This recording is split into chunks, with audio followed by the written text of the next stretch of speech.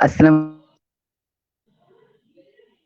সি4 creative school কর্তৃক আয়োজিত আজকের এই লাইভে আপনাদের সবাইকে স্বাগতম জানাচ্ছি। আমি কিশোর দাস। সি4 ক্রিয়েটিভ স্কুল মূলত সৃজনশীলতায় বিশ্বাসী একটি এডুকেশনাল প্ল্যাটফর্ম, যেখানে আমাদের মূল লক্ষ্য আমরা শিখবো, আমরা শিখাবো। Spread creativity, spread learning. এরই পরিপ্রেক্ষিতে স্কিল ডেভেলপমেন্টের জন্য আমরা বিভিন্ন বিষয় নিয়ে লাইভ আয়োজন করে যাচ্ছি। আজকে ধারাবাহিক লাইভের চতুর্থ পর্বে আমাদের বিষয় career planning and choosing a mentor. এবং আজকে আমাদের সাথে অতিথি হিসেবে উপস্থিত আছেন Akmal Hossain, senior teacher, Jalalabad cantonment public school and college, Sylhet. আসসালামু আলাইকুম স্যার, কেমন আছেন? ওয়ালাইকুম আসসালাম, আলহামদুলিল্লাহ ভালো আছি। তুমি কেমন আছো? জি স্যার, আপনাদের দোয়ায় ভালোই আছি। স্যার, প্রায় 1.5 বছর ধরে স্কুল কলেজ বন্ধ, করোনাকালীন সময় যাচ্ছে, সামনে আবার ঈদ। তো কেমন যাচ্ছে স্যার দিনকাল? আমাদের খুব একটা খারাপ যাচ্ছে না, কারণ আমরা তো কোনো না কোনো ভাবে তোমাদের সাথে ইনভলভ আছি। আমাদের স্যার, মোটামুটি ক্লাস করা লাগে অলমোস্ট রেগুলার। সো সো সেই হিসাবে আমরা তো স্টুডেন্টদের সাথে অনেকটা সরাসরি ইনভলভ আছি, যদিও আমরা ফিজিক্যালি কাউকে দেখছি না বা পাচ্ছি না, বাট স্ক্রিনে আমরা তোমাদের সবাইকে অলমোস্ট পাচ্ছি। আম, মাঝে মাঝে সুন্দর কথা হচ্ছে, তোমরা অনেক জিনিস শেয়ার করতেছো বা দেখা হচ্ছে। আমরাও চেষ্টা করি একটু রিল্যাক্স করার জন্য বা তোমাদেরকে একটু উৎসাহ দেওয়ার জন্য। এইসব মিলে মোটামুটি চলছে, বাট স্বাভাবিক তো অবশ্যই না। 1.5 বছরের উপরে হয়ে গেছে, মানুষের সবকিছু এখন মোটামুটি স্বাভাবিক, কিন্তু শুধু পড়ালেখাটাই বন্ধ। তো যাই হোক, সরকার চেষ্টা করতেছে বিভিন্ন ভাবে স্টুডেন্টদেরকে যাতে ক্ষতি পুষিয়ে নেওয়া যায় যতটুকু সম্ভব। জি আচ্ছা। আমরাও আশা আশা করি স্যার খুব শীঘ্রই আমরা সাধারণ লাইফে ফিরে আসতে পারবো। আজকের টপিকের দিকে যদি যাই স্যার, তাহলে আজকের topic career planning and choosing a mentor. তো এই ক্ষেত্রে স্যার, কেরিয়ার প্ল্যানিং বিষয়টা আসলে কি এবং কেন এটা গুরুত্বপূর্ণ, এই জিনিসটা যদি একটু বুঝিয়ে বলতেন। ওকে, ধন্যবাদ কিশোর। ধন্যবাদ জানাই প্রথমে সি4 ক্রিয়েটিভ স্কুল এর সকল পরিচালককে। সাধুবাদ জানাই সি4 ক্রিয়েটিভ স্কুল এর যে স্লোগান তোমরা একটু আগে বলছো, শিখি এবং শিখাই, এই প্রত্যয়কে আরো ধন্যবাদ জানাই। আজকের লাইভ প্রোগ্রামে সঞ্চালক হিসাবে তুমি কিশোর দাস, এবং আজকের লাইভ প্রোগ্রাম যারা দেখছেন এবং যারা শুনছেন সবাইকে ধন্যবাদ জানিয়ে শুরু করছি আজকের বিষয়। আজকের যে আলোচনার বিষয়টা সেটা হচ্ছে career planning and choosing a mentor. দুইটা জিনিস এখানে, একটা হচ্ছে ক্যারিয়ার প্ল্যানিং, আর একটা হচ্ছে চুজিং এ মেন্টর। তো আমরা যদি দুইটা অংশকে আলাদা করে দেখি, তাহলে প্রথমে যে জিনিসটা তোমরা আমার সামনে তুলে ধরেছে সেটা হচ্ছে ক্যারিয়ার প্ল্যানিং। এখানে দুইটা ওয়ার্ড, একটা হচ্ছে ক্যারিয়ার, একটা হচ্ছে প্ল্যানিং। আচ্ছা, ক্যারিয়ার বলতে আসলে আমরা কি বুঝি? অ্যাকচুয়ালি ক্যারিয়ার মানে হচ্ছে occupation or profession by which a person will lead his or her life managing everything. মানে আমরা সহজ বাংলায় যেটা বলি, জীবনের লক্ষ্য। তো তুমি তোমার জীবনে কি লক্ষ্য বা উদ্দেশ্য নিয়ে বা তোমার কি এম ইন লাইফ, সেটা চুজ করাটাই হচ্ছে মূলত ক্যারিয়ার। এরপরে যদি আমি কথাটা আসি, এই যে এখানে একটা প্ল্যানিং কথাটা আছে, প্ল্যানিংটা হচ্ছে কি আরেকটা ওয়ার্ড, যেটা আমরা বলতে পারি the process of being successful. তাহলে তুমি শুধু তোমার লক্ষ্যটা স্থির করলা, কিন্তু সেটাকে সাকসেসফুল করার জন্য তোমার কোনো প্ল্যান নাই, তার মানে তোমার লক্ষ্য স্থির করা না করা সমান।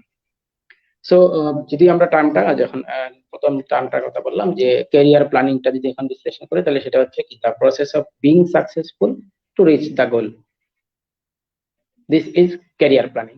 মানে তোমাকে প্ল্যান যেমন ঠিক করতে হবে, তেমনি সেটার সাকসেসফুল হওয়ার জন্য যে প্রসেস বা যে কাজ বা উৎসাহ, যে উদ্দীপনা তোমার মধ্যে থাকতে হবে।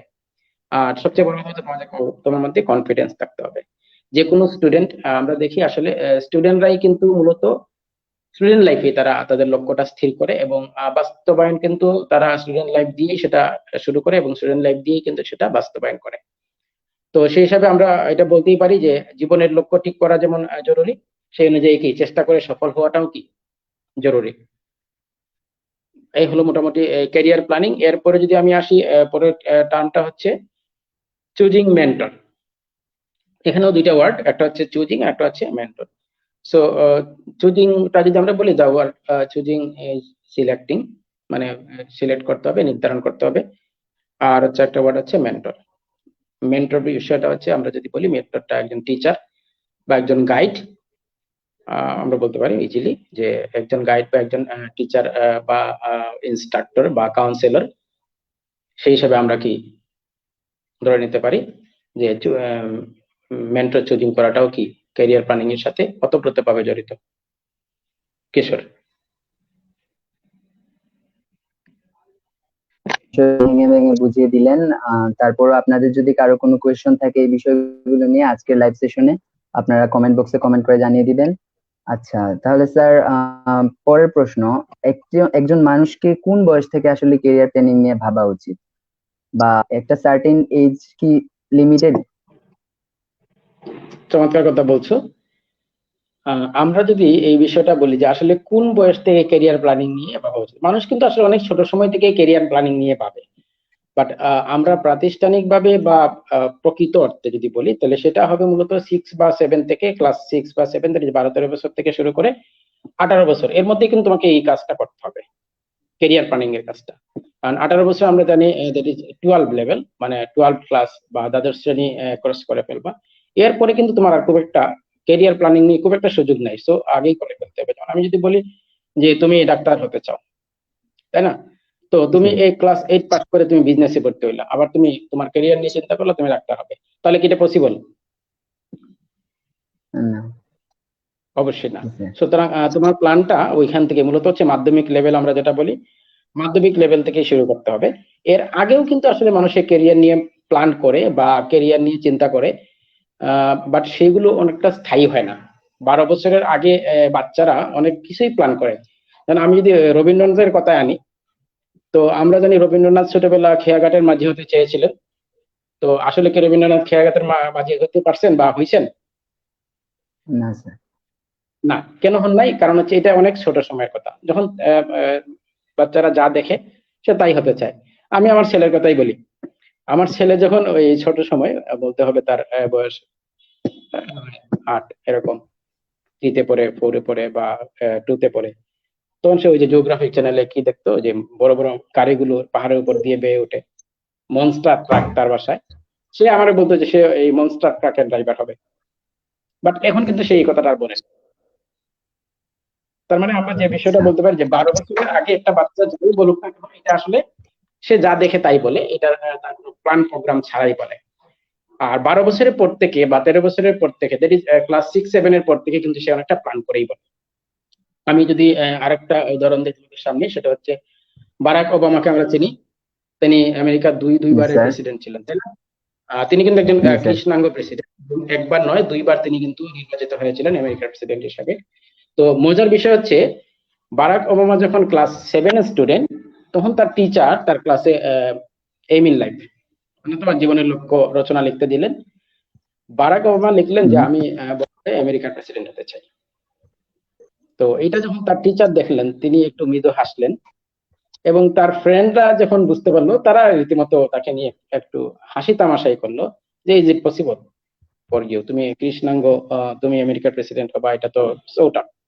টিচার হাসলেন, বাট টিচার কিন্তু এভাবে তাকে নেগেটিভলি বলে নাই।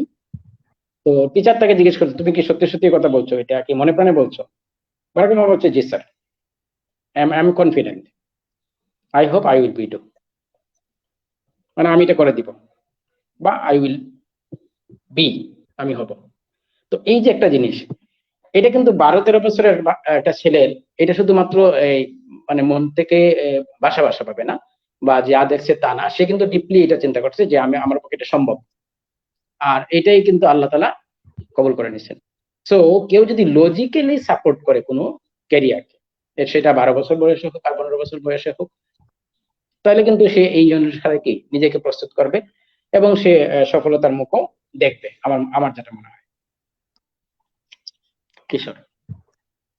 জি স্যার, এই বিষয়টার ক্ষেত্রে যদি দেখা যায়, তাহলে স্যার এই ক্ষেত্রে কি নিজের প্রতি বিশ্বাসটুকু কতটুকু থাকা দরকার, বা এই 100 বিশ্বাসটা আমরা কিভাবে অর্জন করতে পারবো? 100% কনফিডেন্স থাকতে হবে। 100% কনফিডেন্সই তোমাকে ওই জায়গায় নিয়ে যাবে, এবং সেই অনুসারে তোমাকে কি করতে হবে, পরিশ্রম করতে হবে। আমি আরেকটা উদাহরণ বলি, আমাদের স্টুডেন্ট, তোমরা হয়তো বা চিনবা, রিফাত মাহবুব। সে এখন ফুল জি স্কলারশিপ স্যার। নিয়ে আমেরিকাতে আছে, বুয়েট থেকে গ্রাজুয়েশন করা। এই গত বছর মাত্র বুয়েট থেকে গ্রাজুয়েশন করছে এবং সম্ভবত 2021 সালের প্রথম দিকে অথবা 20 সালের শেষের দিকে সে আমেরিকা গেছে।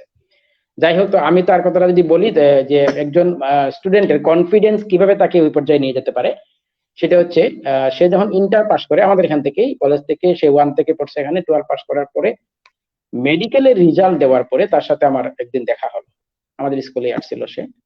তো আমি বললাম, রিফাত, তুমি কি মেডিকেলে পরীক্ষা দিয়েছিলে না, রেজাল্ট দিলো কালকে, কি খবর তোমার? তো সে আমাকে যে কথাটা বললো সেটা হচ্ছে, স্যার আমি মেডিকেলে পরীক্ষা দিই নাই। আমি বললাম, কেন তুমি পরীক্ষা দাও না কেন? স্যার আমি মেডিকেলে পড়বো না। সো তুমি কোথায় পড়বা? সে বলছে, আমি বুয়েটে পড়বো। আমি বললাম, ভালো, তুমি বুয়েট মানে কি শুধু বুয়েটকে বোঝাচ্ছ নাকি কুয়েট, রুয়েট, চুয়েট যে কোনো এক জায়গায় হলেই হবে, বা এরকম সাবজেক্ট হলে যে কোনো ইউনিভার্সিটিতে তুমি পড়বা? বলে, না স্যার, আই মিন দা বুয়েট, মানে আমি বুয়েটেই পড়বো। আমি আমি কিন্তু তাকে অ্যাপ্রিসিয়েট করছি, কারণ আমি তাকে খুব ভালোভাবে জানতাম, মানে হাউ মাচ কনফিডেন্ট হি ওয়াজ। আমি এটাকে বিলিভ করেছিলাম। তো তারপর আমি তাকে বলছিলাম, আমাকে, Rifat, I hope you will be successful, তো তোমার বুয়েটের রেজাল্ট হলে আমাকে জানাই। তো যাই হোক, এরপরে যখন বুয়েটের রেজাল্ট হলো, সে আমাকে জানালো যে, স্যার আমি বুয়েটে অ্যাডমিশন টেস্টে 6th হয়েছি। কিশোর, তুমি কি বুঝতে পারছো মানে ওয়াও। বিষয়টা? মানে জি স্যার। কনফিডেন্স থাকলে একটা স্টুডেন্ট এই কথাটা বলতে পারে যে, স্যার আমি শুধু বুয়েটেই পড়বো। এবং সে কিন্তু সেটা করে দেখাইছে, এবং সে আমাকে যেটা বললো যে, স্যার আমি বুয়েটে 6th হয়েছি। তো কম্পিটিটিভ পরীক্ষায় বুয়েটের মতো জায়গায় সে যদি 6th পজিশন স্কোর করতে পারে, এটা তো শুধুমাত্র মুখ দিয়ে হয় না। মুখ দিয়ে বললে কি হবে? অবশ্যই না, অবশ্যই কঠোর না। পরিশ্রমের অবশ্যই দরকার আছে। এটা যদি কঠোর পরিশ্রম দরকার, কনফিডেন্স প্লাস পরিশ্রম। কেউ একজন মুখ দিয়ে বললো যে আমি এরোনটিক ইঞ্জিনিয়ার হব, আমি নাসায় কাজ করব, বললে হবে না। মানে এই পথ ধরে তোমাকে আগাতে হবে, এবং তোমার ভিতরে এই কনফিডেন্স থাকতে হবে। And by means of your confidence you have to go through your industry. মানে তোমার পরিশ্রমের মধ্যে দিয়ে তোমাকে যেতে হবে, বসে থাকলে হবে না। ক্লিয়ার? জি স্যার। স্যার যেমন খুব সুন্দরভাবে বুঝালেন যে কেরিয়ার প্ল্যানিং এর ক্ষেত্রে যে জিনিসটা আপনাদের সবসময় রাখতে হবে তা হলো কনফিডেন্স, এবং কনফিডেন্সের সাথে তো অবশ্যই হার্ডওয়ার্ক তো অবশ্যই দরকার। তারপরে যদি হার্ড ওয়ার্ক। আসি স্যার বিষয়টা, হুম। জি স্যার, তারপরে যদি আসি স্যার মেন্টরের বিষয়টা, হুম। আচ্ছা, মেন্টর মেন্টর। কতটুকু অবদান রাখে? আচ্ছা, মেন্টরের কথাটা আমি শুরুতেই বলছি। মেন্টর বলতে আমরা যে জিনিসটা আসলে বুঝাই সেটা হচ্ছে, তোমার সামনে কোনো না কোনো একজন গাইড থাকবে, ঠিক আছে? এখন জি স্যার। গাইড তো অবশ্যই প্রয়োজন, মেন্টর থাকা আমি মনে করি অবশ্যই প্রয়োজন। একটা জিনিস দেখো, মেন্টর কিন্তু আসলে তোমাদের সামনে, মানে যারা কেরিয়ার নিয়ে ভাবতেছো, তোমাদের সামনে পুরো পৃথিবীটাকে তুলে ধরবে। মানে বর্তমানে তোমার যে কেরিয়ারের যে ওয়ার্ল্ড আছে, এই ওয়ার্ল্ডটাকে সে তুলে ধরবে। আগামী 5 বছর পরে এই কেরিয়ার ওয়ার্ল্ডটা কতটুকু টেকসই হবে, এটাও সে তুলে ধরবে। ইভেন আরো 10 বছর বা 15 বছর পরে তুমি তোমার ক্যারিয়ার নিয়ে কতটুকু স্যাটিসফাই হবে। আমরা কিন্তু একটা জিনিস খেয়াল করে দেখো, যে ক্যারিয়ার নিয়ে যারা খুব বেশি একটা সিরিয়াস না, তারা মনে করো ওই গ্রাজুয়েশন কমপ্লিট করার পরে বা পোস্ট গ্রাজুয়েশন কমপ্লিট করার পরে একটা জবে ঢুকে যায় খুব দ্রুত গতিতে। তো ঢুকে গিয়ে যেটা মনে হয় যে, আমি মনে হয় ভুল করে ফেলছি, এই জব জি। মনে হয় আমার দ্বারা হবে না। আচ্ছা, তো সে ফার্দার আর জবটা চেঞ্জ করার জন্য চেষ্টা করে, আরো ধরো সর্বোচ্চ 5 বছর চেষ্টা করার পরে আচ্ছা। সে হলো ব্যর্থ। তার সে ক্যারিয়ারটা কিন্তু চেঞ্জ করতে পারলো না। তার মানে 5 বছর সে কোন রকম কষ্ট করে সে এই ক্যারিয়ারটা কন্টিনিউ করলো, বাট পরবর্তী 25 থেকে 30 বছর তাকে কিন্তু অনেকটা মৃত মানুষ হয়ে কি ক্যারিয়ারটা চালাতে হবে। কি কারণে? Because he or she doesn't like his or her profession. এটা কিন্তু সে পছন্দ করতেছে না। জি। কিন্তু পছন্দ না করলেও তখন আর তার কিছু করার নাই। ওই যে বললাম যে 5 বছর সে চেষ্টা করছে, অথবা পারে নাই, সুতরাং আর কিছু করার নাই। তাইলে যদি কোনো প্রফেশন তুমি 5 বছর পরে মনে করে যে, না আমার আর ওকে তা চেঞ্জ করা সম্ভব না, আবার ভালো লাগতেছে না, সো তোমাকে এটা কন্টিনিউ করতেই হবে। তো এই ক্ষেত্রে কি তুমি সারা জীবন এই কষ্ট করে মানে মানসিক দিক দিয়ে তুমি কি করবা? সাফার করবা। এই জন্য এই ক্ষেত্রে কি মেন্টরের ভূমিকাটা খুবই গুরুত্বপূর্ণ। মেন্টর তোমাকে কি পথ দেখাতে পারে যে আসলেই তুমি কি একবারে গ্রাজুয়েশন কমপ্লিট করে ফেলছো, মানে সাথে সাথে ঢুকে যেতে হবে একটা জবে, এরকম না। তোমাকে ভাবনার সময় দিতে হবে, তোমাকে প্রচুর টাইম নিতে হবে, যতটুকু টাইম তোমার পক্ষে নেওয়া পসিবল। আমাদের দেশের আর্থসামাজিক অবস্থা চিন্তা করতে হবে, মানে তোমার পারিবারিক অবস্থা চিন্তা করতে হবে, সবকিছু চিন্তা করেই কিন্তু এই ডিসিশনটা নিতে হবে। এই ক্ষেত্রে কিন্তু মেন্টরের ভূমিকাটা খুব গুরুত্বপূর্ণ। আর আমরা যদি আরো বলি যে মেন্টর তোমাকে একজন টিচার যেভাবে হেল্প করে, একজন টুরিস্ট গাইডের কথা যদি আমি আরো বলি, টুরিস্ট গাইড কি করে, টুরিস্ট স্পট যেগুলো আছে সেগুলো তোমার সামনে খুব সে দারুণ ভাবে উপস্থাপন করবে। এই সুন্দর জায়গা আপনি গেলে এইরকম আনন্দ পাবেন। তখন কিন্তু তার উপস্থাপনের জি মাধ্যমে তোমার কাছে এটা কি আকর্ষণীয় বলে মনে হবে, তুমি এই জিনিসটা দেখতে চাইবে। একজন টিচার তোমাকে কি করতে পারে, যে কোনো একটা টপিকস খুব সুন্দরভাবে উপস্থাপন করতে পারে। যখন খুব সুন্দরভাবে উপস্থাপন করবে তখন কিন্তু তোমার এটা ভালো লাগবে। সো একজন মেন্টরের কাজ কিন্তু মূলত সেটাই, কেরিয়ার অপরচুনিটি যা আছে তোমার দেশে অথবা দেশের বাইরে, তিনি এই সমস্ত ক্যারিয়ার অপরচুনিটি গুলোকে তিনি তোমার সামনে খুব সুন্দরভাবে উপস্থাপন করবেন। এটার বর্তমান অবস্থা উপস্থাপন করবেন, অতীতে এটা কি প্রেক্ষাপট ছিল এবং ভবিষ্যতে এটা কি হবে। আমি আরেকটু পরিষ্কার করে বলি, আমরা স্টুডেন্টরা মানে তোমাদের মতো স্টুডেন্ট যারা, তারা কিন্তু বেশিরভাগ টার্গেট থাকে কি, আমি বুয়েটে ইঞ্জিনিয়ারিং করব আর নাইলে মেডিকেলে পড়বো এরকম, তাই না? মেডিকেলে। জি হ্যাঁ, জি মেডিকেলে। স্যার। আমি আমি আমি কাউকে ছোট করার জন্য বলছি না। আমি যদি বলি যে মেডিকেলে আমাদের দেশে পড়ালেখা করে সবাই কি প্রফেশনালি ডাক্তার হচ্ছে নাকি না অন্য কিছু হচ্ছে? অনেকেই ডাক্তার না, হচ্ছে। সবাই তো তাহলে স্যার, প্রশ্ন হচ্ছে, সবাই তো সরকারি মেডিকেলে চান্সও পাচ্ছে না। হ্যাঁ, সরকারি মেডিকেলে চান্স পাচ্ছে না। যাই হোক, সরকারি মেডিকেল থেকেই হোক আর বেসরকারি মেডিকেল থেকেই হোক, আমি আমার কাছে এরকম ভুরি ভুরি উদাহরণ আছে, আমার স্টুডেন্টই আছে। যে আমি একজন স্টুডেন্টের কথা বলি, ওরা দুই বোন ছিল। এক বোন জি আমাদের এখান থেকে পড়ছে কলেজে, আরেক বোন অবশ্য আমাদের এখান থেকে না, এমসি কলেজ থেকে পড়ছে। তো যেই বড় বোনটা এমসি কলেজ থেকে পাশ করার পরে মেডিকেলে চান্স পেয়েছে, সরকারি মেডিকেলে। ওকে, আর ছোট যেটা সে আমাদের এখান থেকে ইন্টারমিডিয়েট পড়ছে, তারপরে সে এই মেট্রোপলিটন ইউনিভার্সিটি না, সম্ভবত লিডিং ইউনিভার্সিটি থেকে ল থেকে গ্রাজুয়েশন করছে। ওকে, তাদের পুরো পরিবার আমেরিকা চলে গেল। আচ্ছা, আমেরিকা যাওয়ার পরে প্রথমে যে জবটা পাইলো সে হচ্ছে ছোট বোনটা, যেটা লতে গ্রাজুয়েশন করছিল, সে জব পাইলো। আর মেডিকেল থেকে যে আচ্ছা। এমবিবিএস কমপ্লিট করে গেল, সে তো প্রফেশনালি কোনো জব পাচ্ছেই না, তার প্রফেশনের বাইরে গিয়েও সে কোনো জব পাচ্ছে না। অবশেষে ওই যে ছোট বোনটা লতে গ্রাজুয়েশন করে গেল, তার অফিসে বলতে হবে, তার অধীনেই ওই এমবিবিএস ডাক্তারের কাজ করতে হয়েছে, মানে কাজ নিতে হয়েছে। সো দেশের বাইরে, দেশের বাইরে একজন এমবিবিএস সরকারি মেডিকেল কলেজ থেকে এমবিবিএস পাস করা একটা স্টুডেন্ট, যে কিনা দেশের বাইরে গিয়ে যেখানে লতে গ্রাজুয়েশন করা আরেকটা স্টুডেন্ট বা আরেকজন মানুষ, তার অধীনে তাকে কাজ করতে হয়েছে। তারা দুজন কিন্তু আপন বোন, ছোট বোনের অধীনে বড় বোন কাজ করতে হয়েছে। আমি যে কথাটা বলতে চাই সেটা হচ্ছে যে মেন্টর কিন্তু তোমাকে এই জিনিসটা খুব সুন্দরভাবে উপস্থাপন করবে, যে তুমি ধুম করে কি মেডিকেলে ভর্তি হয়ে যাবা, এক্স্যাক্টলি। হ্যাঁ মেডিকেলে পাশ করে তুমি ডাক্তার হয়ে যাবা, হ্যাঁ। তুমি যদি মনে করো হ্যাঁ আমি ডাক্তার হব, আমি সরকারি মেডিকেলেই পড়ি আর বেসরকারি মেডিকেলেই পড়ি, ডাক্তার হতে গেলে আমার যে শুধুমাত্র এমবিবিএস পাস করলে আমি ডাক্তার হতে পারবো না। ডাক্তার হতে গেলে আমার যে মানে প্রিকশন বা আমার যে টার্গেট বা আমার যে পরিশ্রম মেধা যত কিছু আমার আছে বা আমার দরকার, আমি সবগুলো কি করবো, এনগেজ করবো।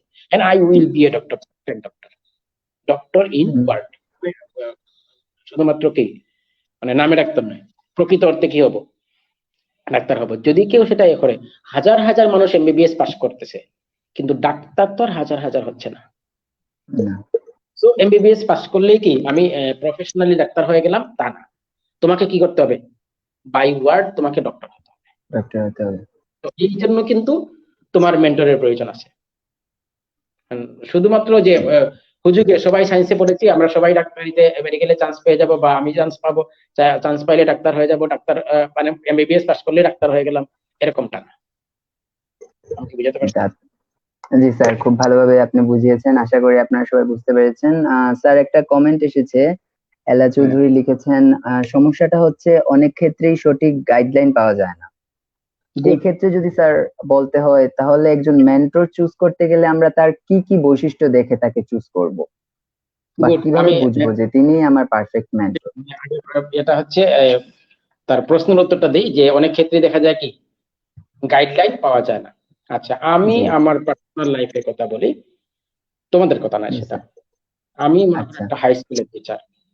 আমি যখন পড়ালেখা করি ইভেন 4, 5, 2, 3, আমার মা বাবা কিন্তু আমাকে শুধুমাত্র স্কুলে যাওয়া এতটুকু বলছেন। স্কুলে না গেলে কি হতো? মাইর খেতাম। সেটা কোন কোন লেভেল পর্যন্ত বলতো? 4-5, সর্বোচ্চ 6-7। এরপরে কিন্তু তারা আমাকে কখনোই বলে নাই যে তুমি পড়ালেখা রেডি করছো কিনা, তোমার টিচার কোনো পড়া দিচ্ছে কিনা, পরীক্ষার পড়া কি, বা এর আগেও তো না। এরপরে কিন্তু স্কুলে গেছি কিনা, আমি যদি বলতাম না আমার আজকে স্কুলে যাওয়ার দরকার নাই, মনে করো আমি 7-এ পড়ি, আমার স্কুলে যাওয়ার দরকার নাই, আমি বাসায় বসে বসে অঙ্ক করবো, মা বলছে ঠিক আছে করো, বাবা বলছে কোনো সমস্যা নাই। আর প্রাইমারি লেভেলে থাকতে কি আমি বলতাম যদি স্কুলে যাবো না, তাহলে হয়তো আমার মাইর দিত, না না না, স্কুলে যেতে হবে, স্কুলে গিয়ে কিছু হোক বা না হোক। আচ্ছা, এরপরে কিন্তু 6-7-এর পরে কিন্তু আমাকে আমার মা বাবা অথবা আমার ভাই বোন অথবা আমার কেউই, মানে আমার যে পড়ালেখা করতে হবে এটা শুধু আমাকেই বুঝতে হয়েছে, আমাকে কিন্তু আর কেউ কোনো সাহায্য করে নাই। বাট তোমাদের বেলায় কিন্তু সেই জিনিসটা না, তোমাদের কিন্তু অনেক মেন্টর তোমার গড়ি আছে। কারণ তুমি যে ফ্যামিলিতে তোমার জন্ম বা যে পরিবার থেকে তুমি আসছো, এই পরিবারে কি বেশ উচ্চ শিক্ষিত, উন্নত রুচি সম্পন্ন মানুষের অবস্থান আছে। বাট আমার সময় হয়তো বা আমার কাছে ছিল না, অনেকেরই ছিল।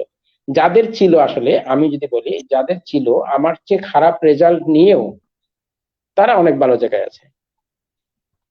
আমার চেয়ে খারাপ রেজাল্ট নিয়েও তারা অনেক ভালো জায়গায় আছে। ইভেন এটা আমার এই ফ্রেন্ডরা বা এলাকার মানুষ খুব বলে, ইস, তুমি তো অনেক ভালো স্টুডেন্ট ছিলা, তুমি কেন হাই স্কুলের টিচার হলা? অ্যাকচুয়ালি এটার পিছনে অনেকগুলো কারণ থাকতে পারে। এর মধ্যে অন্যতম হচ্ছে কি মেন্টর। আমারও যদি এরকম একজন মেন্টর থাকতো এবং সে যদি আমাকে এই জিনিসগুলো বোঝাতো যে তোমার জন্য সামনে এই ফিল্ড খোলা আছে, তুমি এই পথে যদি হাঁটো তাহলে তুমি কি এই পর্যন্ত গিয়ে পৌঁছতে পারবা, তখন কিন্তু আমার জন্য হয়তো আরো সহজ হতো আরো উপরে যাওয়া। যদিও এটা এটা বলা ঠিক না, আমি একজন আস্তিক না। হ্যাঁ, সুতরাং আমি যেহেতু আস্তিক, আল্লাহর ভালো মন্দের উপর কি তকদিরে ভালো মন্দের উপর বিশ্বাস করি, বিশ্বাস। সুতরাং আমি মনে করি আমার জন্য হয়তো হয়তো এটাই বরাদ্দ ছিল, আমি এই পর্যন্ত আসতে পারছি। বাট বিষয়টা সেরকম না। মেন্টর তোমার কাছে সেইভাবে আবির্ভূত হবে একজন কি স্টার হিসাবে। তাহলে মেন্টর যখন স্টার, সে যখন তোমাকে সুন্দর পথ দেখাবে, তুমি কিন্তু এই স্টারকে অতিক্রম করার যোগ্যতা রাখো। কথাটা বুঝতে পারছি? জি স্যার। তাহলে মেন্টর সিলেকশন, হ্যাঁ, তাহলে মেন্টর সিলেকশনটা খুব জরুরি বিষয়। ঠিক আছে। জি। আচ্ছা, এরপর তুমি যে প্রশ্নটা করেছো সেটা হচ্ছে একজন মেন্টরের আসলে কি কি বৈশিষ্ট্য থাকতে হবে। বৈশিষ্ট্য। জি। সুন্দর কথায় আসি, মেন্টরের অবশ্যই বৈশিষ্ট্য থাকতে হবে, এবং সবচেয়ে বেশি উল্লেখযোগ্য যে কথাটা বলবো সেটা হচ্ছে মেন্টর নিজেকে আগে সাকসেসফুল প্রমাণ করতে হবে। আচ্ছা। দেখো আমাদের সমাজে কিন্তু এরকম মানুষের অভাব নাই যে মানুষগুলো শুধু ফফর দালালি আমরা বলে থাকি, মানে বাইরে ফিটপাট ভিতরে সদরঘাট, সদরঘাট। এরকম জি। এরকম মানুষ আছে না, মানে ফফর দালালি করা, শুধু মুখে মুখে কি সুন্দর সুন্দর কথাবার্তা বলে বেড়ানো, but they are not actually successful, না দুনিয়াতে না আখেরাতে, কোনোভাবেই তারা কি কোনো দিকে তারা সাকসেসফুল না, কিন্তু তোমাকে তারা উপদেশ দিতে কখনোই পিছপা হবে না।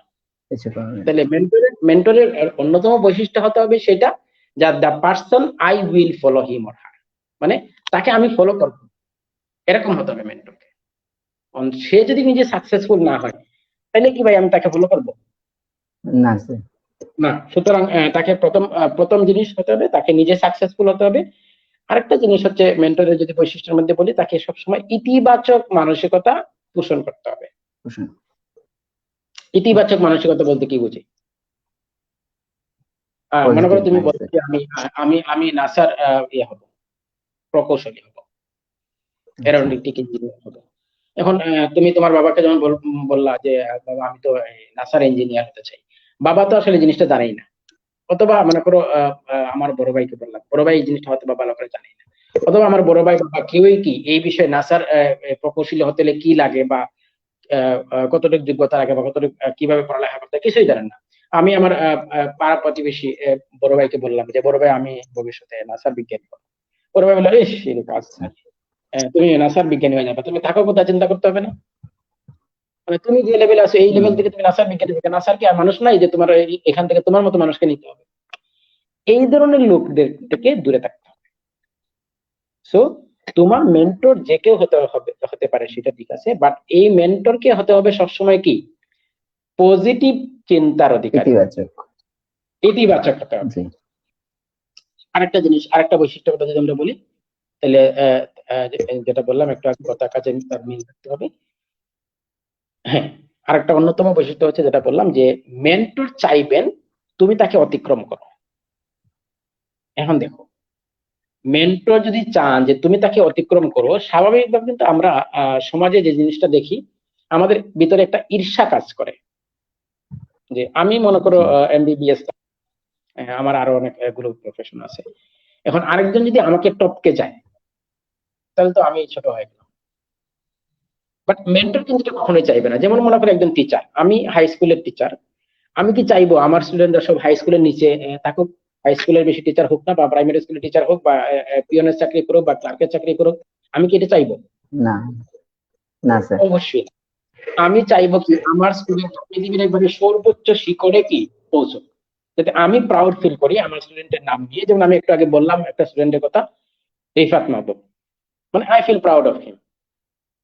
তাহলে এই যে জিনিসটা, এই যে এটা হচ্ছে মেন্টরের একটা অন্যতম বৈশিষ্ট্য। মানে মেন্টর চাইবে আমার যে সমস্ত মেন্টিস গুলো, মানে আমার কাছ থেকে যারা পরামর্শ নিছে অথবা আমার কাছ থেকে যারা গাইডেন্স নিছে, তারা আমাকে অতিক্রম করবে।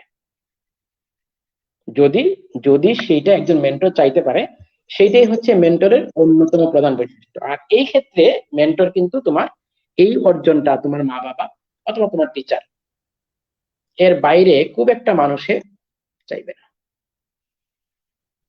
আচ্ছা। ক্লিয়ার? জি স্যার, স্যার যে জিনিসটা বললেন, মেন্টর হতে গেলে প্রধানত যে তিনটি বৈশিষ্ট্যের দিকে আমাদের লক্ষ্য রাখা উচিত, তা হলো মেন্টরের সব সময় ইতিবাচক চিন্তা ভাবনা থাকা লাগবে। মেন্টরের সব রাইট। সময় চিন্তা ভাবনা থাকতে হবে যে আমরা যেন তাকে ছাড়িয়ে তাকে অতিক্রম করতে পারি, অর্থাৎ হিংসা বা রিষা এই টাইপের কিছু থাকা যাবে না। আর আরেকটি কি ছিল স্যার, ভুলে গেলাম। সাকসেসফুল হতে হবে, মেন্টরকে আগে নিজে সাকসেসফুল হতে হবে। নিজে সাকসেসফুল হতে হবে। প্রথমে যেটা হ্যাঁ, বলছি, একজন অবশ্যই আপনি মেন্টর যদি চুজ করার সাকসেসফুল ক্ষেত্রে না হন, এটা। শুধুমাত্র বক্তৃতা বক্তৃতা দিয়ে বেড়ান, তাহলে এই মেন্টরের কাছে গিয়ে তোমার খুব একটা লাভ হবে না, তাই না? জি, জি স্যার। আচ্ছা, আমাদের কিছু কমেন্ট আসছে, একটু যদি দেখি স্যার। আম, একজন অম্লান দাস লিখেছেন, একজন বন্ধু কি কখনো ভালো মেন্টর হতে পারে? অম্লান, আমি মনে করি স্যার অলরেডি স্যারের কথার মধ্যে এই উত্তরটা দিয়ে দিয়েছে। তো আশা করি আপনি বুঝতে পেরেছেন। আর কি কোনো কমেন্ট? তাহারিমা তাবাসসুম তোমা লিখেছেন, বাংলাদেশের প্রেক্ষাপটে মেন্টর হিসেবে একজন শিক্ষক কি ধরনের ভূমিকা রাখতে পারে? স্যার এটাও মনে কিন্তু হয় কথার মধ্যে এই কথাটাও, জি স্যার ইতিমধ্যে এই কথাটাও বলে দিয়েছে। তারপর আর কোনো কমেন্ট? শাহরিয়ার ইসলাম আরহাম লিখেছেন, for making our career planning, do your plan as job value in the career or our passion hobby? ঠিক বুঝলাম না কোশ্চেনটা। আচ্ছা, স্যার আসসালামু আলাইকুম স্যার, আমাদের ক্যারিয়ার প্ল্যানিং এর সময় কি অল্টারনেটিভ প্ল্যান রাখা উচিত, বাই চান্স যদি একটা প্লেন ফেল হয়ে যায়? স্যার হ্যাঁ, এই সুন্দর একটা প্রশ্ন। হ্যাঁ, এটা এটা আমি প্রশ্নটা নিচ্ছি, এটা নিয়ে আমি কথা বলে নাই। ওকে, বাট একটা ইঙ্গিত আমি তোমাকে দিছি, শাহরিয়ার আহম, তোমাকে যেটা বলবো যে এর আগে কিন্তু একটা জিনিস আমি ইঙ্গিত দিয়েছি, সেটা হচ্ছে কনফিডেন্স। এবং জি কনফিডেন্সের একটা উদাহরণ তোমাদের সামনে আমি তুলে ধরেছিলাম রিফাত মাহবুবের। যে দেখো, সে কিন্তু মেডিকেলে পরীক্ষা দেয় নাই, এবং রুয়েট চুয়েট কুয়েট কোথাও পরীক্ষা দেয় নাই। সে শুধুমাত্র কোথায় পরীক্ষা দিয়েছে? জি, বুয়েটে। এবং বুয়েটে। সে কিন্তু সাকসেস হয়েছে। এটা হচ্ছে একমাত্র কারণ হচ্ছে তার কনফিডেন্স। হ্যাঁ, এখন প্রশ্ন হচ্ছে রিফাতের মতো স্টুডেন্ট তো আর সবাই না। সবাইকে না স্যার। আল্লাহ প্রদত্ত কিছু মেধা ডিফার করতেই পারে, অথবা কিছু পরিশ্রম অথবা কিছু কৌশল, এগুলো ডিফার করতেই পারে। সেই হিসাব থেকে যদি আমরা চিন্তা করি, বাংলাদেশের প্রেক্ষিতে কেউ যদি একটা অপশন রাখে যে আমি জি মেডিকেলে যদি চান্স পাই, তো আলহামদুলিল্লাহ, আমি প্রফেশনালি ডাক্তার হিসেবে আমি সাকসেসফুল হব আমার সর্বোত্তম মেধা প্রয়োগ করে।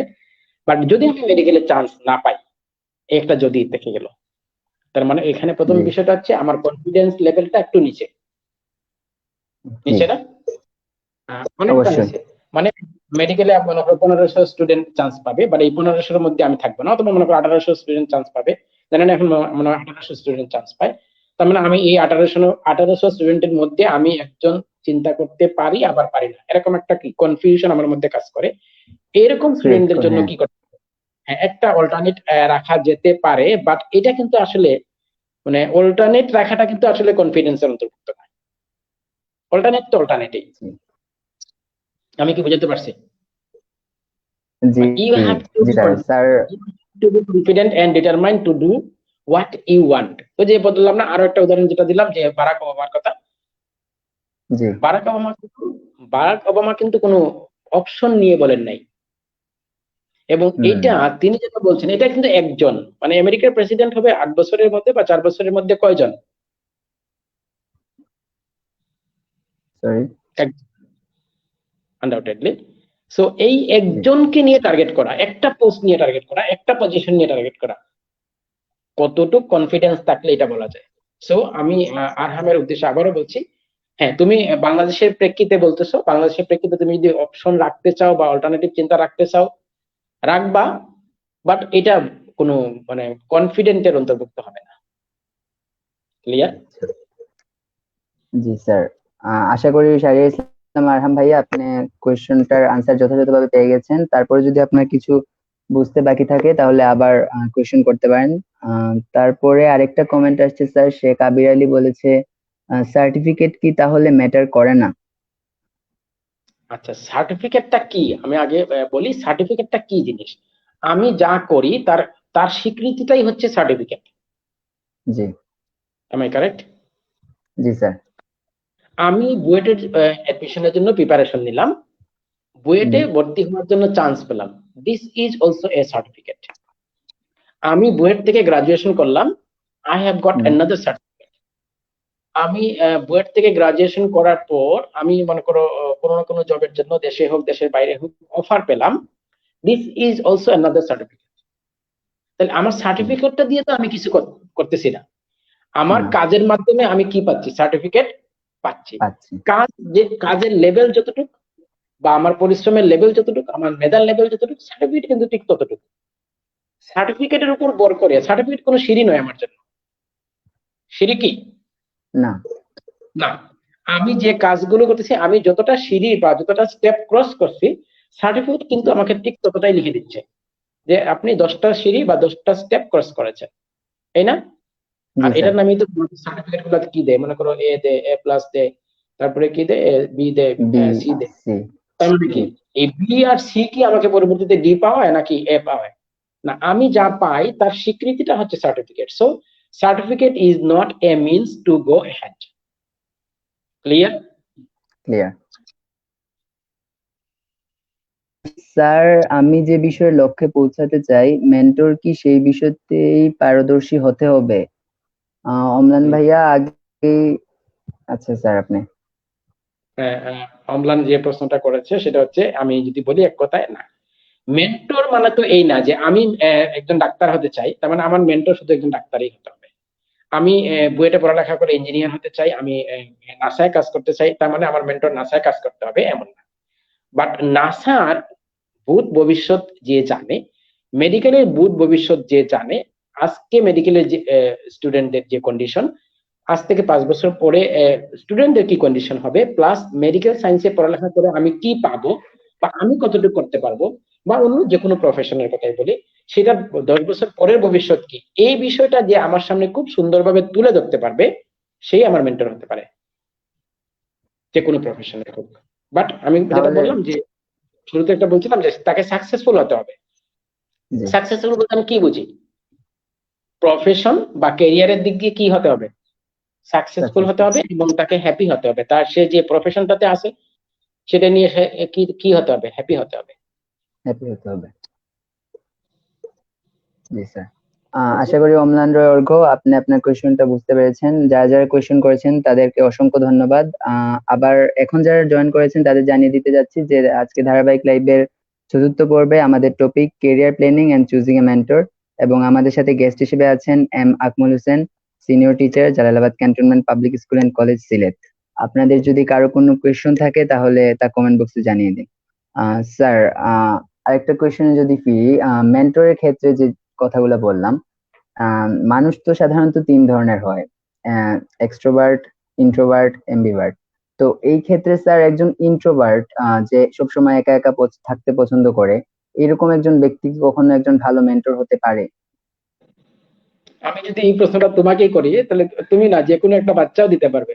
কোনো অবস্থাতেই ইন্ট্রোভার্ট কোনো মেন্টর হতে পারে না, কোনো অবস্থাতেই না। আমি যদি বলি কারণ কি, একজন ইন্ট্রোভার্ট সে তো নিজে যেমন কারো কথা শুনে না, জি সুতরাং সে অন্যকে কিভাবে সে শুনবে? তুমি তো নিজেই বলছো যে সবসময় ঘরের ভিতরে বসে থাকে, সে হলো জি সুতরাং তাকে দিয়ে মেন্টর হওয়া, এটা আমি কখনোই বিশ্বাস করতে পারি না। ইন্ট্রোভার্ট কথাটাকে যদি আমি একেবারে সহজ সরল ভাবে বলি, আমরা ছোট সময় বলতাম কোনো ব্যাংক, কোনো ব্যাংক বুঝো তো তোমরা? জি স্যার। হ্যাঁ, কোনো ব্যাংকে যদি তুমি দাবরানি দাও বা একটা লাঠি দিয়ে বাড়ি দাও, তাহলে সে কি করবে? সে কিন্তু লাফ দিয়ে বাইরে যাবে না, সে কি করবে? কোনো না কোনো চিপার মধ্যে ঢুকে যাবে, লুকিয়ে ছোট যাবে। জি গর্তের মধ্যে ঢুকে যাবে, মানে একটু জাস্ট আড়াল করে ফেলবে তাকে নিজেকে। ইন্ট্রোভার্ট কিন্তু সেরকম। সো তুমি ইন্ট্রোভার্টের কাছ থেকে কি আশা করতে হবে? যে সবসময় নিজেকে আড়াল করে রাখতে পছন্দ করে, তার কাছ থেকে তুমি পৃথিবী সম্পর্কে কিছুই জানতে পারবে না। সো এটা কোনো অবস্থাতেই পসিবল না। একজন ইন্ট্রোভার্ট নিজেই সে সাকসেসফুল না, নিজেই সে পৃথিবী থেকে পালিয়ে থাকতে চায়, পালিয়ে বেড়াতে চায়, সুতরাং তার কাছে যাওয়ার কোনো লজিক নাই। ক্লিয়ার? জি জি স্যার, ক্লিয়ার। আমাদের আরেকটা কোয়েশ্চেন আসছে, অম্লান দাস লিখেছেন, ওভার কনফিডেন্ট হলে কি কি প্রবলেম হতে পারে, এর থেকে বেরিয়ে আসার উপায় কি? না, আমি এটাকে স্যার। কোনো প্রবলেম বলবো না অম্লান, এটা কোনো প্রবলেম না। কনফিডেন্ট কথাটাকে আমি পজিটিভলি নিব, এবং এটার উদাহরণটা কিন্তু তোমাদেরকে আমি দিয়ে দিছি অলরেডি। জি আমি অন্তত এজ এ টিচার বা আমি এজ এ পার্সন, আমি অন্তত এটাকে পজিটিভলি নিব। কনফিডেন্ট এক জিনিস, আর হচ্ছে সেটা। ভ্যানিটি আরেক জিনিস।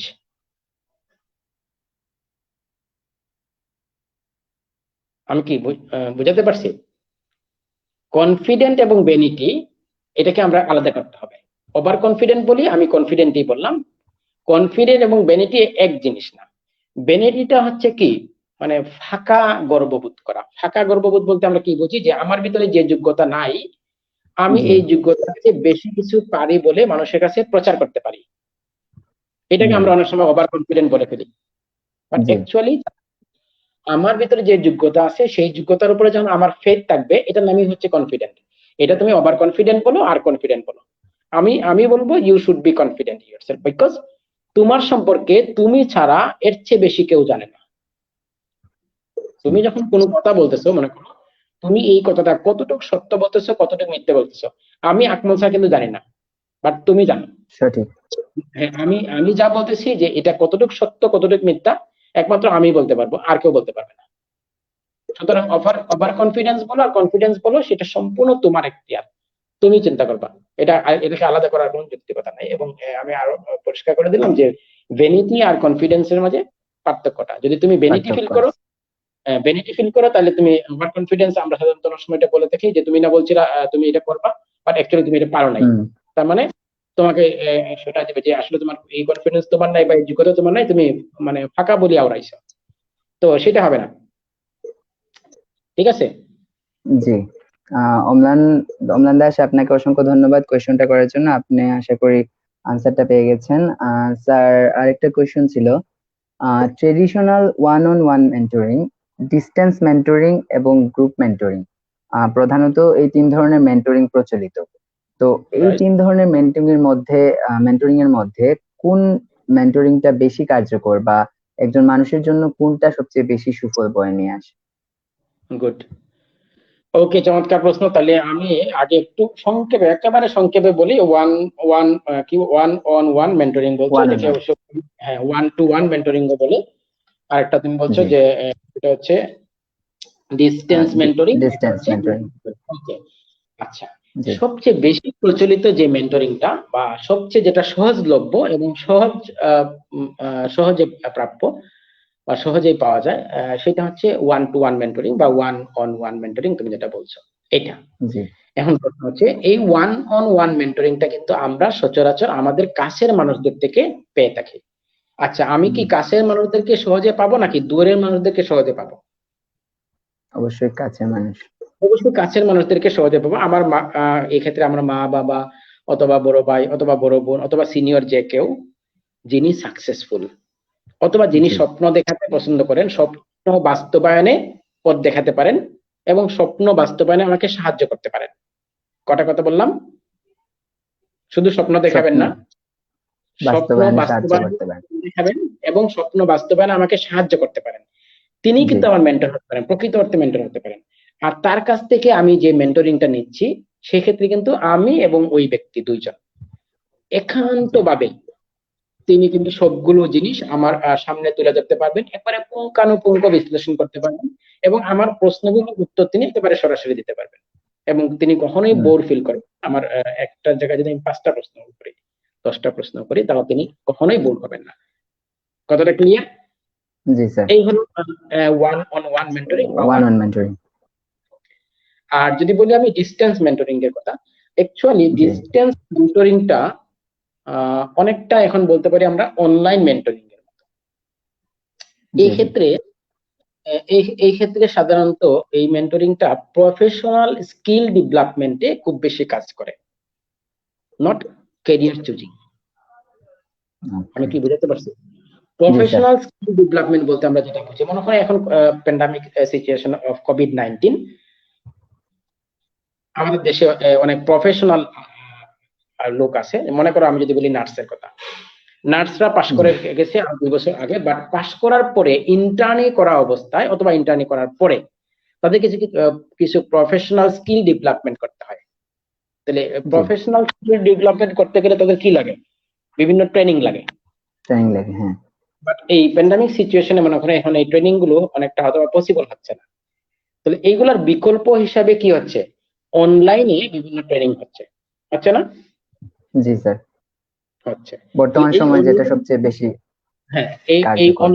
এই অনলাইন ট্রেনিং গুলাই আমরা বলতে পারি সেটা হচ্ছে কি ডিস্টেন্স মেন্টরিং। মানে দূর মেন্টরিং। থেকে, দেশের ভিতরে হোক দেশের বাইরে হোক, যেখান থেকে খুশি কি একজন মেন্টর অনলাইনের মাধ্যমে সবাইকে একই প্ল্যাটফর্মে, একই পেশার, অলমোস্ট একই পেশার সবাইকে একই প্ল্যাটফর্মে নিয়ে এসে তিনি যে কাজটা করেন প্রফেশনাল স্কিল ডেভেলপমেন্ট, এটাই মূলত হচ্ছে ডিস্টেন্স মেন্টর। তো তোমাদের স্টুডেন্টদের ক্যারিয়ার চুজিং এর বেলায় তো আমি মনে করি এটা খুব একটা কাজে আসবে না। আসবেন। তারপরেও আমরা দেশে বিদেশে অনেক প্রফেশনাল মেন্টর আছে এখন। জি আমরা ছোট সময় এটা পাই নাই, কখনোই পাই না, আমাদের এই সিস্টেমেই ছিল না। বাট তোমাদের কি এই সুযোগটা আছে? তোমরা চাইলে এরকম এরকম কোন সেমিনারে বা অনলাইন ক্লাসে যোগদান করতে পারো। এতে কি হবে? মেন্টরের কাছ থেকে তুমি তোমার নতুন জগৎ সম্পর্কে অনেক কিছু জানতে পারবে। জানতে মনে করো পারবো। ক্যারিয়ার চুজিং এর বিষয়ে অনেক কিছু জানতে পারবে, বাট তখন তুমি কিন্তু সিদ্ধান্ত নিতে পারবে না। আর সিদ্ধান্তটা নিতে হলে উনার কাছ থেকে তোমার পজিটিভ নেগেটিভ এই everything men to men very করতে হয়। তোমার একরকম চিন্তা ভাবনা, আরেকজনের একরকম চিন্তা ভাবনা, মানে উনি যে স্পিচটা দিবেন অনলাইনে, দেশে থেকে হোক দেশের বাইরে থেকে হোক, সেটা কিন্তু তোমার জন্য ইন্ডিভিজুয়াল না, এটা হচ্ছে কি জি সবার জন্য। সবার জন্য। So one to one mentoring বা ওয়ান অন ওয়ান মেন্টরিং এর চেয়ে ডিস্টেন্স মেন্টরিংটা অনেকটাই কি দুর্বল বলতে হবে। আচ্ছা, আরেকটা যেটা বলছো তুমি সেটা হচ্ছে গ্রুপ মেন্টরিং। Group mentoring. হ্যাঁ, জি গ্রুপ মেন্টরিংটাও অনলাইনেও হতে পারে অথবা অফলাইনেও হতে পারে। এই ক্ষেত্রে একজন মেন্টর যে কাজটা করেন 4-5 জন বা 6 জন মেন্টিসকে নিয়ে বা ফলোয়ারকে নিয়ে তিনি কাজ করেন। এখন জি এই 4-5 জনের ভিতরেও কিন্তু 4 জনের 4 রকম ভিউ থাকতে পারে, 4 রকম চয়েস থাকতে পারে। তিনি সবাইকে মোকাবেলা করবেন এবং সবাইকে তার ভিউ অনুসারে, তার চয়েস অনুসারে তিনি তাদেরকে সামনে আগানোর পথ দেখাবেন। এটা হচ্ছে কি গ্রুপ মেন্টরিং। গ্রুপ তো মেন্টরিং। তুমি যে প্রশ্নটা করেছো যে কোনটি এখনকার সময় সবচেয়ে বেশি গুরুত্বপূর্ণ, আমি যদি বলি সিরিয়ালি, তাহলে আমি বলবো 1 নম্বরটাই সবচেয়ে বেশি গুরুত্বপূর্ণ, অ্যাটলিস্ট ফর ক্যারিয়ার চুজিং বা ক্যারিয়ার প্ল্যানিং। আর এরপরে যদি বলো তাহলে সেটা বলবো আমি গ্রুপ মেন্টরিং। ডিস্টেন্স মেন্টরিংটা ক্যারিয়ার প্ল্যানিং বা ক্যারিয়ার চুজিং এর ক্ষেত্রে খুব বেশি একটা প্রভাব ফেলবে না। ক্লিয়ার? জি স্যার। তাহলে স্যার, বর্তমান পরিস্থিতিতে যখন স্যার প্যান্ডামিক সিচুয়েশন, বাইরে তো যাওয়া যাচ্ছে না, তো বাসায় বসেই মেন্টরিং মানে নেয়ার ক্ষেত্রে এই তিনটার মধ্যে কি গ্রুপ মেন্টরিংটাই সবচেয়ে বেশি কার্যকর বলে মনে করেন? না, আমি গ্রুপ মেন্টরিংটা কখনোই 1 নম্বরে নিয়ে আসতে পারবো না, কারণ আমি তো না, বললাম যে যদি স্যার প্যান্ডামিক সিচুয়েশনের কথা যদি প্যান্ডামিক মাথায় আনি। সিচুয়েশনে যদি তুমি বলো তাহলে সেটা কিন্তু গ্রুপ মেন্টরিং করলেও তোমাকে সেটা অনলাইনেই করতে হচ্ছে। জি হ্যাঁ, অনলাইনে করতে হচ্ছে, বাট এতে মেন্টিসের সংখ্যা হচ্ছে মনে করো 3, 4, 5, 6 এরকম। সুতরাং একজন জি মেন্টর তোমার প্রত্যেকের ভিউটা ভালো করে বোঝার যেমন সামর্থ্য রাখে, তেমনি প্রত্যেককে আলাদা করে কি গাইডলাইন দেওয়ারও সামর্থ্য রাখে। So in this situation it will be better undoubtedly. জি। জি, তাওসিফ আল ইমাম অন কোয়েশ্চেন করে বলেছেন, আমার মনে হয় একজন ব্যক্তির জন্য সবচেয়ে বেস্ট মেন্টর সে নিজেই। স্যার, এই ক্ষেত্রে আপনি কি মনে করেন? আচ্ছা, সুন্দর কথা বলছে। একজন ব্যক্তির জন্য একজন বেস্ট মেন্টর সে নিজেই না, এটা এটা কখনোই না। আমি পরামর্শ শুনবো সবার, কিন্তু আমি কাজ করব আমার সিদ্ধান্তে। আমার সিদ্ধান্ত। এই কথাটাকে আমি ক্লিয়ার করতে পারছি? তো জি, আমি যখন কারো পরামর্শ শুনবো না, এটা আমার লেকিংস থাকতে পারে, বুঝতে পারছি? তো জি আমি স্যার। যদি পরামর্শ শুনি, এতে আমার যে লেকিংস গুলো আছে, এই লেকিংস গুলোর জায়গা যেগুলো কিন্তু ফিল আপ হয়ে যাবে, লেকিংস থাকবে না। এরপর জি, I will decide over myself. হ্যাঁ, আমি এমন না যে তুমি বলছো আমি মেডিকেলে পড়ার জন্য আমি মেডিকেলে ভর্তি হয়ে গেছি, এমন না। আমি তোমার কাছ থেকে 10টা পরামর্শ নিতে পারি, এর মধ্যে আমার যেটা মনে ধরবে যে this is perfect, and I will choose it and I will pick it. So mentor থাকাটা অবশ্যই আমি মনে করবো পজিটিভ দিক যাদের আছে। ভাই, আমি তো শুরুতেই বললাম যে আমার জীবনে আমি কোনো মেন্টর পাইনি। জি, আমি মনে করি হয়তোবা এই কারণে আমার অবস্থান আজকে এই জায়গায়, নতুবা চেয়ে ভালো জায়গায় হয়তোবা হইতে পারতো। যদিও আমি আগেই বলছি যে আমি নাস্তিক, আমি তকদিরের ভালো মন্দের উপর বিশ্বাস করি, মানে আমি বিশ্বাস করি সেটাই, আমার কপালে যেটা লেখা ছিল আমি সেটাই হয়েছি। বাট প্রেক্ষাপট কিন্তু সেটা না, প্রেক্ষাপট জি, ভিন্ন। ক্লিয়ার? জি স্যার। ওকে। আজকের আরেকটা কি, স্যার, ইকবাল কাশ লিখেছেন, স্যার জীবনে যতবার যা চিন্তা করি, যা করতে চাই, তা বর্তমান সমাজের মানুষের চিন্তার সাথে মিলে না। কেউ বিশ্বাসই করতে পারে না যে আমার কথা যে আমি আমার এই লক্ষ্যে পৌঁছাতে পারবো। এখন আমি সম্পূর্ণ ডিপ্রেশনে চলে যাচ্ছি। এক্ষেত্রে আমার কি করার? লক্ষ্যে অটুট থাকা কিংবা তা পরিবর্তন করা, কোনটি? ইকবাল কাজ যদি আমার বক্তব্য শুরু থেকে শুনতো, তাহলে কিন্তু আমার মনে হয় এই প্রশ্নটা সে করতো না, করতো না, জি স্যার। তাই না? আচ্ছা, তারপরেও তাহলে জি ইকবাল স্যার, কাছের জন্য অবশ্যই। বলছি, এই প্রশ্নটা তুমি করতে না, যদি শুরুর কথাগুলো শুনতা তাহলে এই প্রশ্নটা তুমি হয়তো করতে না। যাই হোক, তো ডিপ্রেশনে যাওয়ার কোনো সুযোগ নাই বা কোনো দরকারও নাই। ওই যে একটু আগে আরেকজন যে প্রশ্ন করলো যে আমি বেস্ট মেন্টর আমার জন্য, সেটাও যদি আমরা ফলো করি তাও কি ডিপ্রেশনে যাওয়ার কোনো সুযোগ নাই। মূল কথা হচ্ছে কনফিডেন্স এবং পরিশ্রম। জি, আমি আমার লেভেল থেকে যদি কি কনফিডেন্ট থাকি এবং সেই অনুসারে যদি আমি পরিশ্রম করি, of course I will reach my goal undoubtedly. Clear? সুতরাং এই ক্লিয়ার। ক্ষেত্রে ডিপ্রেশনে যাওয়ার কোনো সুযোগ নাই। ওই যে আমি বললাম সুযোগ না যে নেই। আমার ছোট সময় আমি আরেকটা কথা বলি। আমি যখন এইটে বৃত্তি পরীক্ষা দিতে গেলাম, তখন জি, আমার গ্রামের মনে করো এসএসসি পাস করা কিছু স্টুডেন্ট, ওনারা ইন্টারে পড়ে, আমার তখন বললো তুমি এইটা বৃত্তি পরীক্ষা দিতে হবে, এইটা বৃত্তি পরীক্ষা 9-10 এর বই থেকে প্রশ্ন আসে, তুমি এগুলো পারবে আচ্ছা, না। আচ্ছা, আমার প্রশ্ন ছিল সেটা যে 9-10 এর বই থেকে প্রশ্ন আসে আসুক, বাট পরীক্ষা যারা দিচ্ছে এরা তো কেউ 9-10 এর না, এরা তো সবাই ক্লাস 8 এর। এইটার। আমিও আমিও ক্লাস 8 এর। সো কোনো জি, সমস্যা নাই, ওরা যদি পারে তাহলে আমি পারবো। পারবো না। এবং এই যে একটা জিনিস দেখো, এখন আমাকে ওই ওই একটু আগে যে প্রশ্নটা ছিল সে কিন্তু এই কথাটাই বলছে যে নেগেটিভলি অ্যাপ্রোচ করে অনেকেই সমাজের, আমি যার সাথে কথা বলি তারাই আমাকে নেগেটিভলি অ্যাপ্রোচ করে। যেমন আমি আমার এক্সপিরিয়েন্স বললাম, আমাকেও এরকম অ্যাপ্রোচ করেছে যে তুমি এইটা বৃত্তি পরীক্ষা দিবা, এটা তো সোজা নাকি এটা বৃত্তি পরীক্ষা পাওয়া, এইটার বৃত্তি পরীক্ষা 9-10 থেকে প্রশ্ন আসছে, তুমি পারবে না। আচ্ছা, বাট আমি কিন্তু সেটা শুনি নাই। আমার কনফিডেন্সটা কোথায় ছিল, যে হোক সেটা 9-10 এর বই থেকে প্রশ্ন, বাট পরীক্ষার্থী সবাই 8 এর, আমিও পরীক্ষার্থী কোথায় 8 এর। সো আমার জি, পক্ষেও যদি অন্যদের পক্ষে সম্ভব হয়, আমার পক্ষেও সম্ভব। ওকে, আমি এটা প্রাউড ফিল করে বলছি না, আমি আমার তোমাদের অবগতির জন্য বলছি। আমি কিন্তু ক্লাস 8-এ আমি যে স্কুল থেকে দিয়েছিলাম, আমি ট্যালেন্টফুল স্কলারশিপ পেয়েছিলাম এবং শুধুমাত্র আমিই পেয়েছিলাম, সময়ের ওয়াও। কথা বলছি। তো এইটুকু, এইভাবেই বলা যায় যে আমার কনফিডেন্সের কারণেই সেটা হয়েছে। আমি যদি কি ওদের কথা শুনে পিছপা হয়ে যেতাম যে না আসলে তো এটা মনে হয় আমার পক্ষে সম্ভব না, আমি যে লেভেলের স্কুল থেকে পড়ি বা যে লেভেলের এলাকা থেকে আমি উঠে আসছি, এটা হয়তো পসিবল না, তাহলে আমার পক্ষে হয়তো সম্ভব হতো না।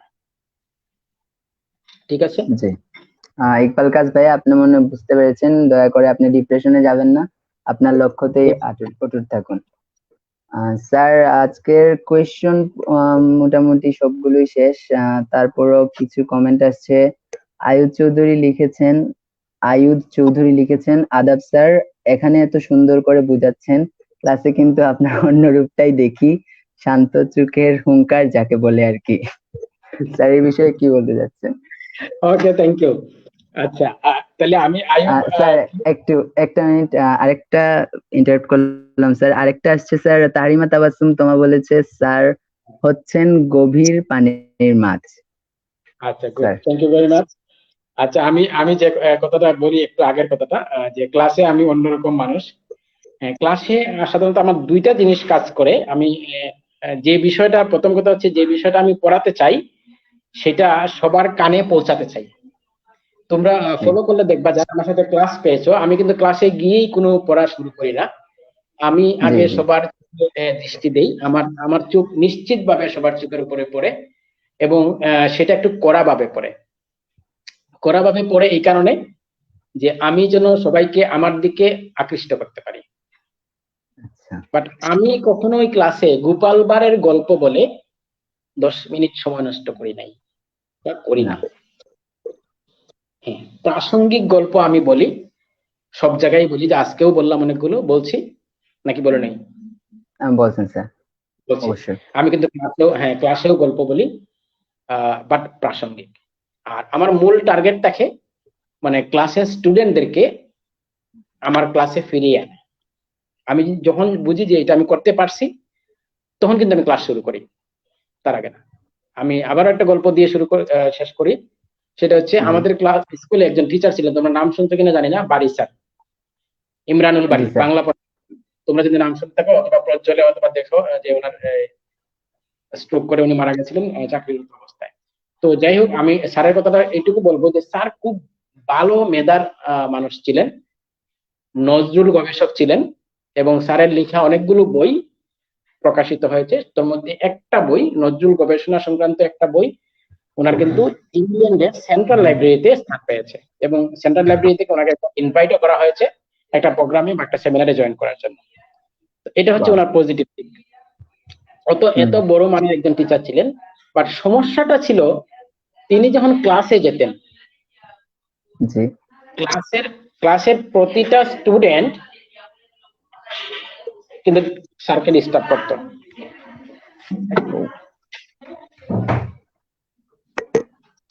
স্যার একটু ব্যক্তিগত সমস্যার জন্য একটু বাইরে গেছেন। দরজাটা একটু স্যার সাউন্ড আসতেছে। জি স্যার। আচ্ছা, তো স্যার যখন ক্লাসে যেতেন, তখন কিন্তু সব স্টুডেন্টরা মানে খুব চিৎকার চেঁচামেচি করতো। আচ্ছা মানে স্যার রীতিমতো চিৎকার চেঁচামেচি করেও সামাল দিতে পারতো না। তো আমি যে ক্লাসে ক্লাস টিচার ছিলাম, বেশিরভাগ ক্ষেত্রে আমি ইংলিশ ভার্সনের ক্লাস টিচার। আর তোমরা জানো, ইংলিশ ভার্সনের স্টুডেন্টরা বেসিক্যালি একটু কি হয়, বিজনেসের স্টুডেন্টরা আর ইংলিশ ভার্সনের স্টুডেন্টরা একটু বেসিক্যালি কি হয়, তোমরা খুব ভালো করেই একটু জানো। জি স্যার। তো আমি তাদেরকে মানে বিনীতভাবে বলতাম যে তোমরা অন্তত বাড়ি স্যারের ক্লাসে স্যারকে ডিস্টার্ব করো না। স্যার কিন্তু খুব ভালো মানুষ, খুব গুণী মানুষ, খুব জ্ঞানী মানুষ। তোমরা স্যারের কাছ থেকে নেওয়ার চেষ্টা করো, লিস্ট স্যারকে কষ্ট দিও না। তোমাদের যদি মনে জি করো কষ্ট দেওয়ার খেয়াল থাকে, তোমরা এই কাজটা আমার ক্লাসে করো। আমি একটা হুমকি দিয়েই বলতাম যে সাহস থাকলে আমার ক্লাসে করো। বাট আমি আমি ফিল করি যে কোন স্টুডেন্ট আমার চেয়ে, আমার অনেক বড় বড় সাইজের স্টুডেন্ট ছিল, আমি পাইছি, যেগুলো আমার জি চোখে এক দেড় বছর, এগুলার কাছে গেলেও কি ওরা হাঁটু গেড়ে বসে দিয়েছে সাধারণ তাৎপর্য দেন। তার মানে আমি কিন্তু এদেরকে কন্ট্রোল করতে পারছি, আমি আল্লাহ রহমত এজ এ টিচার এইটুকু আমি জি স্যার। করতে পারছি। তো প্রশ্নের উত্তরটা নিশ্চয়ই পাইছি, যে আসলে ক্লাসে আমি যতটা করা থাকি, আমি কিন্তু পড়ানোর সময় করা না, পড়ানোর আগে অথবা না পড়ানোর করার আগে। মাঝখানে, কিন্তু আমি করা থাকি। বাট আমি যখন পড়াই, আমি চেষ্টা করি আমার ভিতরে যে সর্বোচ্চটুকু আছে সেটুকু দিয়ে হেল্প করা। কেউ যদি নিতে চায়, নিতে না চাইলে সেটা অন্য কথা। জি ক্লিয়ার? হ্যাঁ, আর আমারও এই কোয়েশনটা ছিল, যেহেতু আপনার ক্লাস আমি নিজেও করেছি, তো এটা আশা করি সবার জন্য এখন ক্লিয়ার হয়ে গেল। স্যার আসলে স্কুলের মধ্যে সেন্টার অফ অ্যাট্রাকশন আনার জন্য প্লাস কন্ট্রোল করার জন্য এরকম করে থাকেন, কিন্তু আসলে বাস্তব জীবনে স্যার অনেক ফ্রেন্ডলি একজন মানুষ। স্যার আরেকটা লাস্ট একটা কোয়েশ্চন স্যার নেই। তাওসিফ আল ইমাময়ন বলেছেন, আমার লক্ষ্যের মূল্য যদি দেশে না থাকে তাহলে কি করব? সুন্দর কথা। আমার লক্ষ্যের মূল্য যদি দেশে না থাকে তাহলে কি করব? মাইকেল মধুসূদন দত্ত, জি নাম শুনছো এবং মানুষটাকেও চিনো তোমরা নিশ্চয়ই। অবশ্যই। সবাই আচ্ছা, চেনার কথা। মাইকেল মাইকেল মধুসূদন দত্ত কি কথা বলছিলেন যে আমার মনে হয় আমি বুল রিজিয়নে জন্মগ্রহণ করেছি। তোমরা তো লাইনটা পড়েছো নিশ্চয়ই। মানে আপনার বুল অঞ্চলে, বুল বুল জায়গায় আমার জন্মটা হয়েছে, অর্থাৎ আমার জন্মটা হওয়ার জি কথা ছিল ইউরোপ বা আমেরিকাতে। তাহলে আমি ইংরেজি ভাষায় কি করতে পারতাম, সাহিত্য রচনা করতে পারতাম। সাহিত্য রচনা করতে পারতেন। তিনি এই জন্য বাংলা ছেড়ে ইংরেজি ভাষায় সাহিত্য রচনা শুরু করলেন এবং বাংলাদেশ ছেড়ে বা বঙ্গদেশ ছেড়ে তিনি কি ইউরোপে চলে গেলেন। ইউরোপে ছিল। বাট আলটিমেট গোল কি হয়েছে, ইউরোপে গিয়ে তিনি কিন্তু ইংরেজি ভাষায় চমৎকার রচনা করেছেন, অনেক কবিতা লিখেছেন, যেটা ইংরেজি সাহিত্যের জন্য কি সম্পদ হয়ে থাকতে পারতো। বাট ওইখানকার যে ক্রিটিকরা, লিটারেচারে জি সাধারণত ক্রিটিকদের ভূমিকা খুব একটা গুরুত্বপূর্ণ, ওইখানকার ক্রিটিকরা তাকে কিন্তু অকথ্য ভাষায় গালাগালি করেছেন। আমি ভাষাগুলো বলবো না, যেহেতু এটা জি লাইভ প্রোগ্রাম। অকথ্য হ্যাঁ ভাষায় গালিগালাজ করেছেন যে তুমি বঙ্গদেশের মানে বাংলার, তুমি বঙ্গদেশে যাও, বাংলায় গিয়ে রচনা করো, সেখানে গেলে তোমার কে খাবে, এখানে তোমার বাত নাই। মানে এটা একবার সহজ করে, এটা কিন্তু তিনি এক পর্যায়ে বুঝতে পারছিলেন। বুঝতে পারার পরে তিনি কি করেছেন, আবার বাংলায় ফিরে আসছেন পেরেছি। জি এবং বাংলায় ফিরে এসে কিন্তু বাংলা সাহিত্যকে তিনি যথেষ্ট সমৃদ্ধ করেছেন, জি ঠিক না? সুতরাং তা কেউ যদি অবশ্যই। মনে করে যে আমার আমার ক্যারিয়ারের মূল্য অথবা আমার এই এই যে লক্ষ্য স্থির করি সেটার মূল্য আমার দেশের কেউ দিবে না, তাহলে বলুন, আমি বলবো অবশ্যই বলুন। জি তাওসিফ আল ইমাম অয়ন, আপনি কোয়েশনের মনে হয় আনসার পেয়ে গেছেন। অসংখ্য ধন্যবাদ কোয়েশন করার জন্য। আহ প্রায় 10টা বেজে গেছে, তো আশা করি এখন আস্তে আস্তে লাইভটা শেষ করে দিই। যারা এত সময় ছিলেন আমাদের সাথে দেখেছেন, অসংখ্য ধন্যবাদ লাইভটি দেখার জন্য। পাশাপাশি C4 ক্রিয়েটিভ স্কুলের ফুল টিম থেকে স্যারের প্রতি অসংখ্য কৃতজ্ঞ বোধ করছি যে এত শত ব্যস্ততার মধ্যেও আমাদের যে স্যার সময় দিলেন। Okay, thank you. জি থ্যাংক ইউ জানাচ্ছি আজকে কিশোর দাস, যিনি সঞ্চালনা করেছেন প্রোগ্রামটা। থ্যাংক ইউ, ধন্যবাদ সবাইকে যারা ক্রিয়েটিভ স্কুল নিয়ে কাজ করতেছে, সকল পরিচালককে।